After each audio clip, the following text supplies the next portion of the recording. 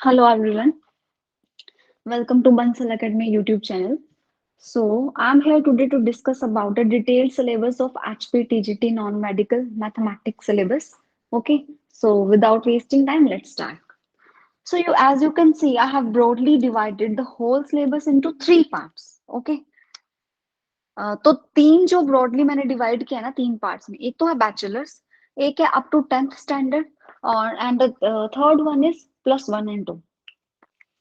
ठीक है, तो बात ऐसी है कि जो बैचलर्स है ना, बैचलर्स का सिलेबस आता है आपके पास अबाउट 10%, जो अप टू 10th स्टैंडर्ड आता है वो भी है 10%, और मेनली जो हम फोकस करते हैं जिसपे वो है +1 and 2 का syllabus, and 80% of the syllabus covers from here. ठीक है, 80% of the mathematics questions cover from this one. Okay, तो ऐसा करते हैं 5-5 मिनट इस पे लगा लेते हैं. ठीक है, बैचलर्स पे और इधर 10 जो 10 स्टैंडर्ड तक का आता है इसको समझते हैं और फिर इस पे ध्यान देंगे. That is the most important. तो बैचलर्स में क्या है, तीन मोस्ट इम्पोर्टेंट टॉपिक्स बनते हैं. आता चाहे 80% ये है, but we can't ignore these two. Okay, क्योंकि हमें अगर अबव द कंपटीशन जाना है तो हमें वो छोटी छोटी चीजें भी करनी पड़ेगी जो बाकी नहीं करते. ठीक है, तो देखिए बैचलर्स में फर्स्ट टॉपिक है डिफरेंशियल इक्वेशंस. देखा जाए तो डिफरेंशियल इक्वेशंस में फर्दर दो टॉपिक्स आते हैं. डिफरेंशियल इक्वेशंस में आते हैं, एक तो होता है ordinary differential equation and second one is partial differential equation. लेकिन we have to work smartly. आपको पार्शियल को हाथ भी नहीं लगाना है, टाइम खराब होगा. आपको करना है ऑर्डिनरी डिफरेंशियल इक्वेशंस, और वो भी पूरा का पूरा नहीं करना है हमने. ऑर्डिनरी डिफरेंशियल इक्वेशन इनके गिने चुने क्वेश्चंस आते हैं ओडी के. किस किस पे बनता है ये हमने देखना है, कि किस किस पे क्वेश्चन बनता है वही कवर करेंगे.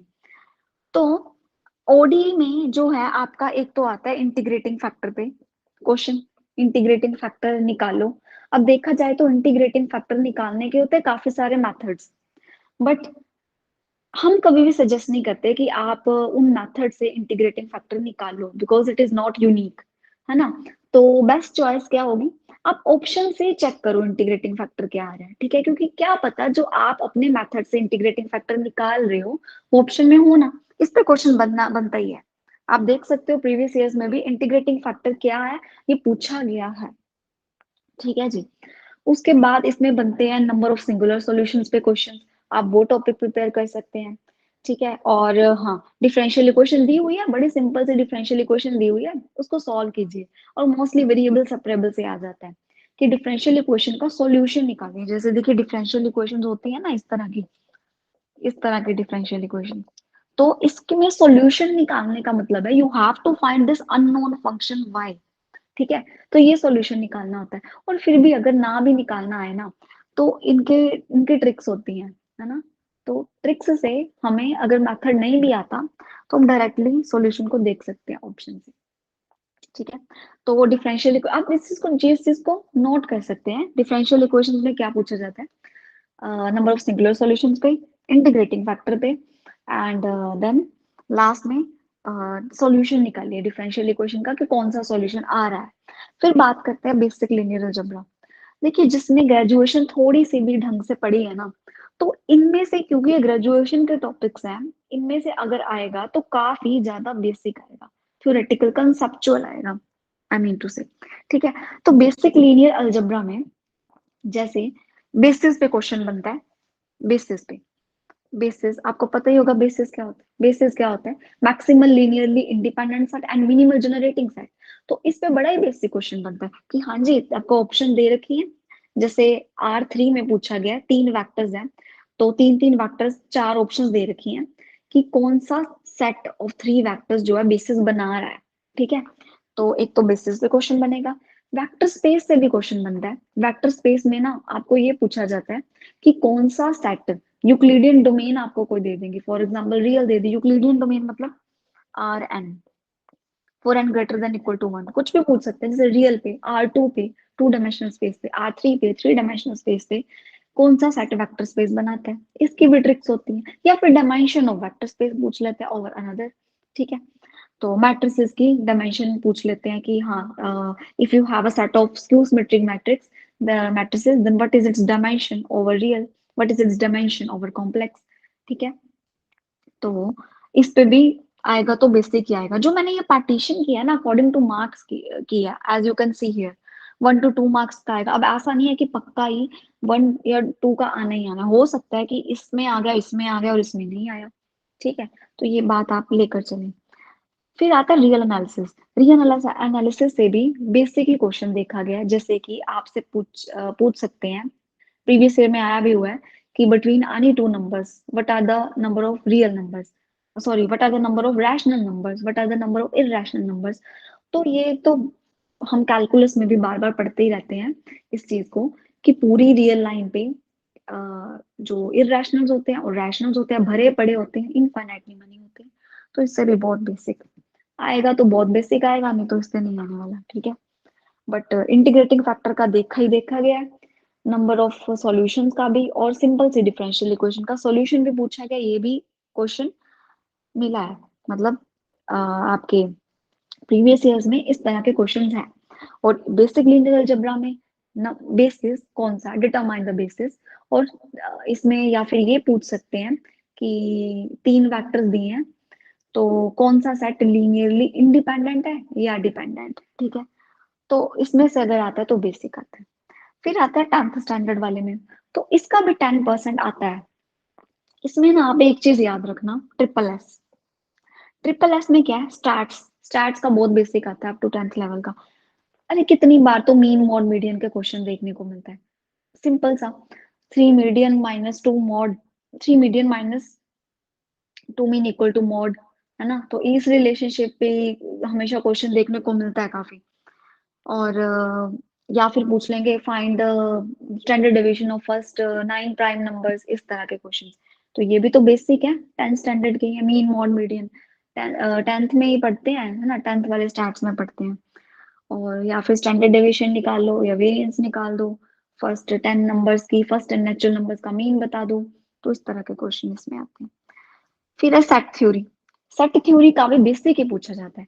सेट थ्योरी में क्या आता है, जैसे कि फॉर एग्जांपल सेट थ्योरी देखा जाए तो बैचलर्स का टॉपिक भी है, पॉइंट सेट टोपोलॉजी बैचलर्स का टॉपिक भी है, लेकिन इसमें से वो नहीं पूछा जाता, पॉइंट सेट टोपोलॉजी नहीं पूछी जाती। 10th लेवल का जो आता है ना, फॉर एग्जांपल एक्स अगर आपके पास सेट है जिसमें 3 एलिमेंट्स है, for example A B C, तो इसके नंबर ऑफ सबसेट्स कितने होंगे, 2 raised to power 3, power set की कार्डिनलिटी, है ना। या फिर आपसे पूछ रहे बट अगर it's number of proper subsets कितने होंगे, तो एक माइनस कर दो, है ना, क्योंकि प्रॉपर सबसेट में फुल सेट नहीं आएगा, है ना, क्योंकि फुल सेट तो प्रॉपर सेट नहीं होता ना, तो एक माइनस कर देंगे। ठीक है, इस तरह के क्वेश्चन। फिर आता है ट्रिपल एस में last sequence and series. Sequence and series भी देखा जाए तो बैचलर्स का भी टॉपिक है, +1 and 2 का भी टॉपिक है, और 10th में भी आता था ये, जिसमें आपके एपीजीपी आते थे। तो इसमें से ये देखने को मिला कि एपी का क्वेश्चन आता है, जैसे पूछ लेंगे nth टर्म कौन सी, एपी गिवन है आपके पास, गिवन एन एपी, इसकी कौन सी टर्म 0 होगी, इसकी कौन सी टर्म 1 होने वाली है, इस तरह के क्वेश्चन। या फिर अगर 3 numbers A B C AP में है तो रिलेशनशिप क्या होगा, twice of the middle equal to sum of जो साइड में पड़े हैं ए+सी, है ना। तो इस तरह के क्वेश्चन। या फिर जीपी है, अगर 3 नंबर्स जीपी में है तो क्या रिलेशन है, मिडिल वाले का square equal to product of side वाले, है ना। तो इस तरह के बेसिक क्वेश्चन इसमें भी। फिर आते हैं हम अपने मेन टॉपिक पे, मेनली जो हमने इधर डिस्कस करना था, +1 and 2 का सिलेबस जो कि आता है 80%। अब देखा जाए तो बहुत वास्ट है, +1 and 2 का सिलेबस बहुत ज्यादा वास्ट है, लेकिन आपको गिने चुने टॉपिक करने होते हैं इसमें। तो इसमें भी मैंने कुछ डिवाइड किया है, कि जैसे आप सबसे इंपॉर्टेंट आप ये देखिए, 2 डायमेंशनल ज्योमेट्री, फिर है आपके पास डिफरेंशियल कैलकुलस, और फिर है इंटीग्रल कैलकुलस। ये काफी ज्यादा इंपॉर्टेंट है, आप कोई भी पेपर उठा के देख लें, क्योंकि अब आपको पता है कि थोड़े सालों से, है ना, तो जो लेवल है ना पेपर का, वो थोड़ा सा इंक्रीज हो रहा है। आगे था कि 10th लेवल का भी काफी आता था, सिंपल सा भी आता था, लेकिन अब वो +1 and 2 का जो है रेशियो है इसकी ज्यादा रख रहे हैं। तो 2 डायमेंशनल ज्योमेट्री के भी आपको पेपर उठाकर देख सकते हैं, उसमें आपको 5 से 6 क्वेश्चन पक्का मिलेंगे ही मिलेंगे। क्वेश्चंस किस तरह के क्वेश्चंस, टू डिमेंशनल ज्योमेट्री में आता क्या है, इसमें आता है पेयर ऑफ मतलब स्ट्रेट लाइंस आएगा, इसमें आएगा सर्कल, पैराबोला, एलिप्स, हाइपरबोला। तो देखा जाए तो जैसे सर्कल से इंपॉर्टेंट क्वेश्चन बनता है हमेशा, ये आपको क्वेश्चन देखने को मिलेगा, find the number of common tangents between two circles. तो सर्कल्स की पोजीशन के अकॉर्डिंग आपको बतानी है कि इसमें कितने टेंजेंट्स बनेंगे। This is the most most important topic जिससे क्वेश्चन बनता है, ठीक है। फिर पैराबोला से क्या बनता है, पैराबोला से बनता है फोकस दिया है आपको और डायरेक्ट्रिक्स दी है, इक्वेशन ऑफ पैराबोला लिख दो, है ना। तो अगर फोकस दिया हो, डायरेक्ट्रिक्स दी हो, तो आपको बेसिक डेफिनेशन लगा के आप पैराबोला की इक्वेशन लिख सकते हैं, ठीक है। क्या यूज करके, P S equal to E P M, basic definition conic के यूज करके, where e is the eccentricity, ठीक है। ऐसे इलिप्स से भी बनता है, फोकस निकाल दो इलिप्स का, डायरेक्ट्रिक्स निकाल दो, है ना। तो इस तरह की चीजें, तो इससे 5 से 6 क्वेश्चन बनते हैं, मैंने लिखा है ऊपर 5 to 6 फ्रॉम ईच टॉपिक, ठीक है, इनमें से। तो ये काफी इंपॉर्टेंट है। डिफरेंशियल कैलकुलस में जो है, डिफरेंशियल कैलकुलस भी बहुत वास्ट है। आप ऐसा कीजिए, एक बार वीडियो को पॉज करके स्क्रीनशॉट ले सकते हैं, क्योंकि मेरे को आपको थोड़ा सा इधर डिटेल में समझाना है कि +1 and 2 के सिलेबस में से और क्या क्या इंपॉर्टेंट आता है डीप में, ठीक है। देखिए डिफरेंशियल कैलकुलस ना अपने आप में बहुत वास्ट है। डिफरेंशियल कैलकुलस में आपके पास क्या आता है, लिमिट्स, कंटिन्यूटी, एक होता है डिफरेंशिएबिलिटी, कि आपको चेक करना है कि क्या उस पर्टिकुलर फंक्शन की काबिलियत है कि उसको आप डिफरेंशिएट कर सकते हो, तो डिफरेंशिएबिलिटी, ओके। एंड फिर आता है डेरिवेटिव्स, कि अगर उस फंक्शन की को डिफरेंशिएट करने की काबिलियत है देन डिफरेंशिएट इट, ठीक है। तो फिर आता है मेथड्स ऑफ डिफरेंशिएशन, ठीक है, मेथड्स ऑफ डिफरेंशिएशन। और most most important, application of derivatives. आप देख सकते हैं पुराने पेपर्स में मैक्सिमा मिनिमा का क्वेश्चन आपको मिल ही जाएगा। तो ये कहाँ से, एप्लीकेशन ऑफ डेरिवेटिव। आप ये भी देख सकते हैं कि आपको एक क्वेश्चन पक्का इससे भी मिलेगा कि कोई कर्व है, उसकी टेंजेंट की स्लोप बता दो, किसी कर्व, फॉर एग्जांपल पैराबोला ही ले लो, इस पे मैंने टेंजेंट ड्रॉ किया किस पॉइंट पे, फॉर एग्जांपल 1,2 पॉइंट पे, तो इस पर टेंजेंट की स्लोप बता दो। तो this is also question that covers from this topic, application of derivative, ठीक है। क्या होता है ये, कैसे निकालते हैं, आप डेरिवेटिव करो कर्व का, उस पे ये पॉइंट पुट कर दो जो पॉइंट ऑफ कांटेक्ट है, ठीक है। तो ये भी एप्लीकेशन ऑफ डेरिवेटिव में है। तो डिफरेंशियल कैलकुलस में लिमिट का क्वेश्चन आपको पक्का मिलेगा ही मिलेगा। कंटिन्यूटी का अब देख लो, है 0 to 1 प्रोबेबिलिटी है, आएगा तो एक आएगा, ठीक है। 0 to 1 प्रोबेबिलिटी नहीं, सॉरी, 0 to 1 क्वेश्चन आने के चांसेस है, प्रोबेबिलिटी तो फिर पूरी होगी। आगे देखे डिफरेंशिएबिलिटी, इसमें है कि कोई फंक्शन डिफरेंशिएबल है भी या नहीं, वो चेक करना, ठीक है। इसके बाद एप्लीकेशन ऑफ डेरिवेटिव, ये मैंने आपको बता दिया है कि this is the most most important.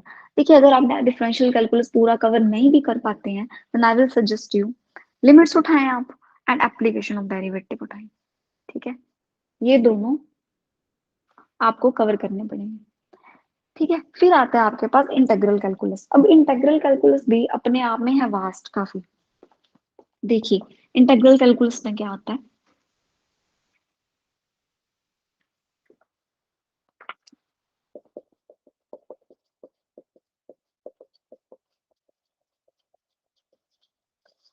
Integral calculus में आपके पास इंटीग्रेशन है, मेथड्स ऑफ इंटीग्रेशन,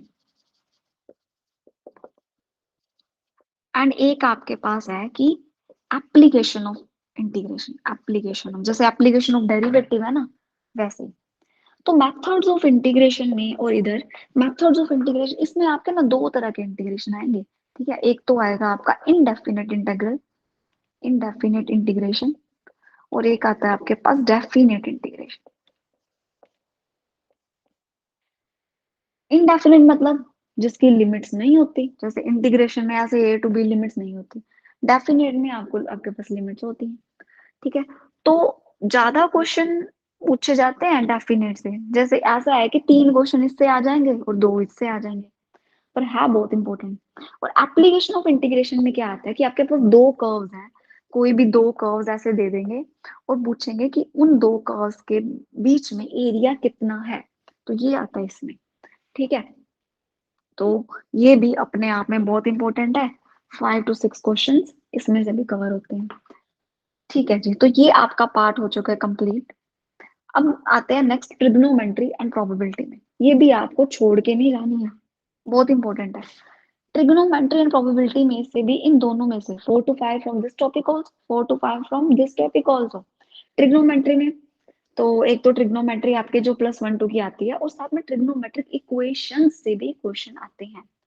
आपको ट्रिग्नोमेट्रिक ग्राफ्स भी करने हैं, क्योंकि काफी क्वेश्चंस ऐसे हैं जिसका कई बार हमें वैसे नहीं पता लगता, but from the graphical approach we can solve that question, we can find number of ways to conclude to come to the solution of that question। ठीक है, तो कई बार ग्राफिकल अप्रोच से ग्राफ्स आते हो तो बड़ा काम इजी हो जाता है। तो ट्रिग्नोमेट्री में आपको ट्रिग्नोमेट्रिक ग्राफ्स कर लेने हैं, ट्रिग्नोमेट्रिक इक्वेशंस करनी है। ठीक है, प्रोबेबिलिटी, इसमें क्या डिस्कस करना, प्रोबेबिलिटी के नंबर ऑफ क्वेश्चंस बनते हैं हर टॉपिक के। बायस थ्योरम में भी बनता है। ठीक है, और मिक्स्ड प्रोबेबिलिटी इनमें भी बनते हैं। फिर इधर आ जाए relation and functions, 3 dimensional geometry, vector algebra, matrices and determinant. इन सभी टॉपिक से 2 to 3 नहीं, मेरे को 1 to 3 बोलना चाहिए, क्योंकि इनमें से ऐसा भी हुआ है कि एक एक क्वेश्चन भी आया हुआ है कई बार, जैसे वेक्टर का एक आ गया। ठीक है, देखिए रिलेशन एंड फंक्शन से स्टार्ट करते हैं। इसमें सबसे इंपॉर्टेंट क्वेश्चन बनता है फाइंड द पीरियड। कोई फंक्शन दिया होगा, आपको पूछा जाएगा इसका पीरियड बता दो, तो इसमें आपको पीरियड्स करके ही जाने हैं। फंक्शन के पीरियड्स देखने कहते हैं। पीरियड्स का मतलब क्या होता है, पीरियड क्या होता है, फंडामेंटल पीरियड क्या होता है। ठीक है, उसके बाद काफी सारे आपको मेथड्स देखने, इसकी ट्रिक्स होती है काफी सारी कि पीरियड्स निकालते कैसे हैं, इनकी प्रॉपर्टीज के बेस पे। तो पीरियड्स को आपको ये करके ही जाना है रिलेशन एंड फंक्शंस में। और one one functions, onto functions, ये सारा आप इसमें फंक्शंस में कवर करेंगे। रिलेशंस में आपके भी क्वेश्चन बनता है, रिफ्लेक्सिव रिलेशन पे बनता है, आपके इस पे क्वेश्चंस बने हुए हैं, आप प्रीवियस ईयर में देख सकते हैं। रिलेशन पे भी बनता है एक, फंक्शंस पे भी तो मैंने आपको बता ही दिया, period of the function. And इस पे आप one one function, onto function, bijection, ये सब कर सकते हैं। ठीक है, ये सब कवर, मतलब इंपॉर्टेंट यही है, नहीं तो करने को तो बहुत कुछ है। 3D ज्योमेट्री, इसमें से भी 2 या 3 क्वेश्चंस बनते हैं 3 डायमेंशनल ज्योमेट्री में। इसमें ना ज्यादा कंसेप्चुअल कम और मतलब रट्टे मारने वाला थोड़ा सा ज्यादा होता है, तो ये इजीली कवर हो जाता है 3 डायमेंशनल ज्योमेट्री। लाइन की इक्वेशन है, प्लेन की इक्वेशंस है। ठीक है, तो किस किस तरह से इक्वेशंस लिखते हैं, तो ये सब 3 डायमेंशनल ज्योमेट्री में आता है। फिर है वेक्टर अलजेब्रा, इसमें भी cross product and box product के क्वेश्चंस बनते हैं इंपॉर्टेंट। ठीक है, जैसे वॉल्यूम निकालना पैरेललोपाइड का, उसमें से एक नंबर मिसिंग है, तो वॉल्यूम कैसे निकालेंगे, बॉक्स प्रोडक्ट निकाल लें तो आपका वॉल्यूम निकल जाएगा। क्रॉस प्रोडक्ट में भी क्वेश्चंस बनते हैं, जैसे एक वेक्टर है ए वेक्टर, दूसरा वेक्टर है बी वेक्टर, इनका क्रॉस कर देंगे, that this is a vector that is perpendicular to both the vectors. जो ए वेक्टर के भी परपेंडिकुलर है एंड बी के भी परपेंडिकुलर, तो इस पर भी बेसिक क्वेश्चन। ठीक है, 2 वेक्टर्स की डॉट प्रोडक्ट 0, मतलब परपेंडिकुलर है दोनों। या फिर आपको 2 वेक्टर्स दे दिए, एक वेक्टर पूरा दिया है और दूसरे वेक्टर में एक एंट्री मिस है, और बता दिया कि दोनों के डॉट्स दोनों परपेंडिकुलर है, तो डॉट 0 रख के वो मिसिंग जो नंबर है ना वो आप फाइंड कर सकते हैं। ठीक है जी, तो इस तरह के क्वेश्चंस बनते हैं आपके वेक्टर अलजेब्रा में। फिर आते हैं मैट्रिसेस एंड डिटर्मिनेंट्स में। मैट्रिसेस एंड डिटर्मिनेंट पे जो आपका क्वेश्चन बनता है, टाइप्स ऑफ मैट्रिसेस पे बनता है। जैसे कि आइडम्पोटेंट मैट्रिक्स क्या होती है, जिसका स्क्वायर करें खुद ही आ जाए। इनवॉलेंट्री क्या होती है, जिसका स्क्वायर करें आइडेंटिटी आ जाए, है ना। तो ऑर्थोगोनल क्या होती है, जिसका ट्रांसपोज करें और उसी से मल्टीप्लाई करें तो आइडेंटिटी आ जाए, है ना। तो जैसे ऑर्थोगोनल मैट्रिक्स, अब इस तरह का क्वेश्चन पूछा गया था आपके किसी प्रीवियस ईयर में ही है, कि अगर A transpose equal to A inverse हो रहा है तो वो कौन सी मैट्रिक्स है, तो आपको दिख रहा है ऑर्थोगोनल मैट्रिक्स है ना। अगर क्योंकि ऐसी मैट्रिक्स हमेशा नॉन सिंगुलर होती हैं जो ऑर्थोगोनल होती हैं, क्योंकि determinant of A such matrices are always non-zero. So since matrix is non-singular, matrix is invertible, matrix का इनवर्स एग्जिस्ट करता है, तो we can post multiply by A inverse on both side, उससे आपके पास यही चीज आती है। ठीक है, तो ये क्वेश्चन पूछा गया कि अगर कोई मैट्रिक्स है कि उसका transpose equal to A inverse है, तो वो कौन सी मैट्रिक्स है? ऑर्थोगोनल मैट्रिक्स है। ठीक है, तो मैट्रिसेस एंड डिटर्मिनेंट्स में ये, या फिर इस तरह की चीजें कि जैसे अगर ए का डिटर्मिनेंट है आपके पास, जैसे 9 दे दिया, तो अल्फा ए का डिटर्मिनेंट क्या होगा? अल्फा में मतलब आप कुछ रख लें, 3 ए का डिटर्मिनेंट क्या होगा? That will depend upon the order of the matrix. जैसे अगर ए का ऑर्डर है, ए मैट्रिक्स का ऑर्डर है 3, 3 क्रॉस 3, है ना, तो इसका डिटर्मिनेंट क्या होगा? इसकी पावर बार निकालने और डिटर्मिनेंट ऑफ ए। ठीक है, मतलब कि अगर आपको ए का डिटर्मिनेंट फॉर एग्जांपल दे रखा है, जैसे मैं बोल दूं कि 5 है, और आपसे पूछा जा रहा है determinant of 2 A, where A is some order matrix है, जैसे 2 क्रॉस 2 मैट्रिक्स या फिर 3 क्रॉस 3 मैट्रिक्स, तो इसका डिटर्मिनेंट क्या होगा? 2 रेज टू पावर जितना मैट्रिक्स का ऑर्डर है वो बाहर निकाल लें और फिर डिटर्मिनेंट ऑफ ए। तो इस तरह से क्वेश्चंस पूछे जाते हैं इस पे। ठीक है, लास्टली हम आ जाते हैं इस पर। ये छोटे छोटे से टॉपिक, इसको आप एंड में भी उठाओगे ना, एक एक दिन लगा लोगे इस पे, है ना, तब भी हो जाएंगे। ये छोटे छोटे टॉपिक है। जैसे बाइनोमियल थ्योरम में आप पूछ लेंगे, कोई कोई एक्सपेंशन दे दी, आपसे पूछ लेंगे कि एक्स रेज टू पावर 6 का कोफिशिएंट बता दीजिए। ठीक है, तो मतलब उसमें सिर्फ आपको बाइनोमियल खोल नहीं आनी चाहिए, मिडिल टर्म बता दीजिए, इनके फॉर्मूलाज होते हैं। ठीक है, फिर पीएनसी, पीएनसी में हद से ज्यादा एक क्वेश्चन पूछा जाता है, छोड़ना है तो छोड़ देना, क्योंकि आपका क्या आया कि आपको कवर करने होते हैं पहले, टारगेट किनको करना है? जिसमें से ज्यादा वेटेज के क्वेश्चन पूछे जाते हैं। ठीक है, कॉम्प्लेक्स नंबर्स, कॉम्प्लेक्स नंबर में भी कॉन्जुगेट वगैरह पूछ लिया, प्रिंसिपल आर्ग्यूमेंट पूछ लिया, किसी कॉम्प्लेक्स नंबर की इमेज पूछ ली। ठीक है, तो इस तरह के क्वेश्चन बनते हैं कॉम्प्लेक्स नंबर्स में। या फिर ऐसा कुछ पूछ लिया कि एक कोई कॉम्प्लेक्स नंबर है, उसका रियल पार्ट इसको जा रहा है, तो उसके कॉरेस्पॉन्डिंगली कुछ ना कुछ बनाकर पूछ लेंगे। तो इससे भी, इससे एक या दो मैक्सिमम, पीएनसी से तो जितनी बार देखा है एक ही क्वेश्चन मिला है। ठीक है, so that is the complete discussion. तो अगर आपको वीडियो अच्छा लगता है then please like and subscribe our YouTube channel if you find this information, if you find this video informative. Okay, thank you.